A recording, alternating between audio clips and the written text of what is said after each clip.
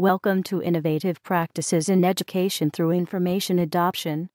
To understand innovation, let us identify what innovation is, and what is innovative practice in education through information technology.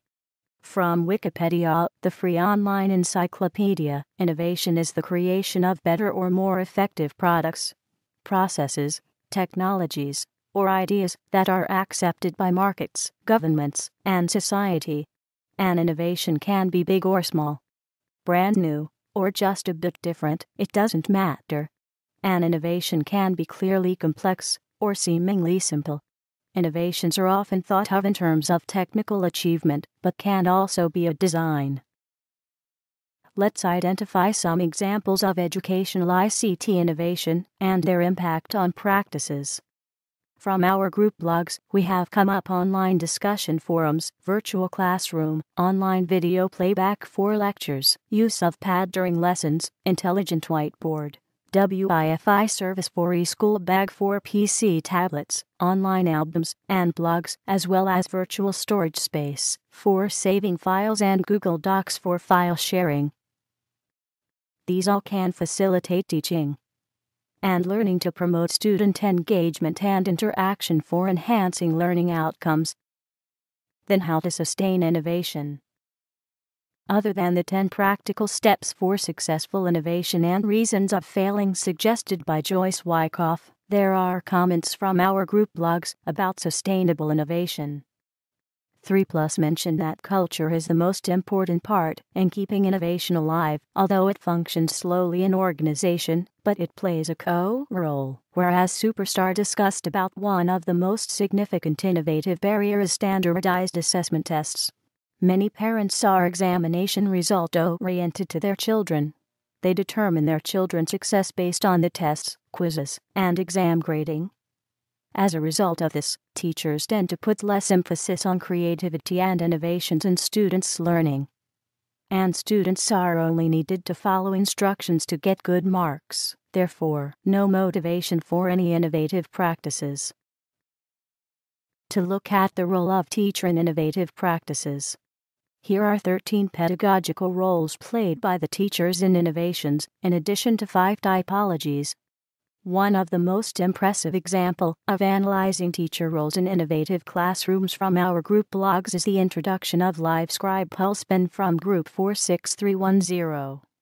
The innovation of this case is for young students to use LiveScribe pens as an aid to organizing, recording, and then discussing their ideas on themes or central questions to do with readings for a book club.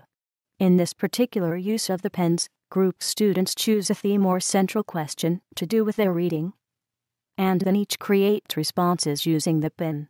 In a subsequent meeting, the recordings of the written text and speech are used to facilitate further discussion. The use of the pens is considered an innovation because it gives a new way to get students talking and thinking about the readings. Let's check out what LiveScribe Smart Pen can do. So what makes the Pulse Smart Pen smart? For one thing, it's what's inside. It has an infrared camera at the tip which tracks everything you write or draw, and a built-in microphone that records crisp, clear sound. Inside is a computer that remembers everything you write, draw, and hear. You can play back what was recorded through the Pulse's built-in speaker or headphones. First, tap the record button on your notebook, and the Pulse Smart Pen begins recording everything you write and hear. Write or draw what you need. Then tap the stop button to finish recording. Later, you can replay the audio linked to your notes by tapping on them, so you never miss a word. First, tap the record button. Never miss a word. Pretty smart, huh? When it comes to analyze the role of students in innovation, there are 17 being defined. As you can see, the student role is shifted when pedagogy is changed from traditional to innovative. Instead of following instructions, students now collaborate with peers and engage in inquiry. Here come live examples from our blogs. Terminator provides an example from a primary school in Hong Kong. Teacher implemented a reading mentorship program where senior students volunteer to help junior students with their reading. After promoting the co-teaching culture in the school, students are now motivated and become more interested in reading.